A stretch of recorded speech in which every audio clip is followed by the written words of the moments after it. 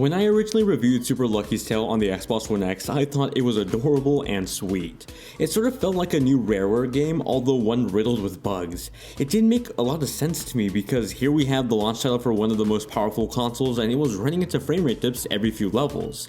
That's why I was so surprised to hear that it'd be coming to the Nintendo Switch, and even more shocking was that once I played it, I realized it actually ran better on the Switch. Now of course back on the Xbox One X, Super Lucky's Tale ran at 4K 60, but the frame rate wasn't consistent. It constantly dipped to the 40 to 50 frame range, especially when multiple fireballs were on display. On Nintendo Switch, the scale of the game was dropped down to better perform on the console. In handheld mode, the resolution is set at 720p, while in dock mode it's bumped up to 1080p.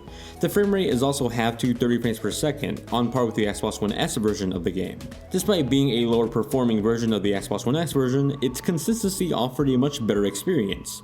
I played through an early section of the first world on Switch, and for the most part, the level played similarly.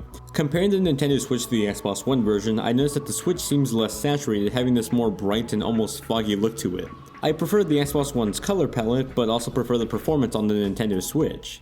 Overall, gameplay felt reminiscent to classic platformers with plenty of collectibles and quests for the completionists out there.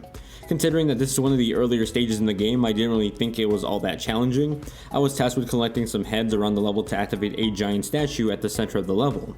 Exploring through the environment, I noticed that platforming felt a bit slower than what I expected out of most modern platformers, but it didn't feel bad, just different. While I have reviewed the game in the past, it's been a while since I reviewed it, and that 60 FPS to 30 FPS change is a pretty big change. According to the developers, this new Switch version will also feature new levels, stories, and other changes too.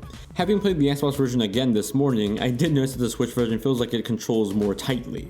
Overall, Super Lucky's Tale on Nintendo Switch seems like a solid update to the original game.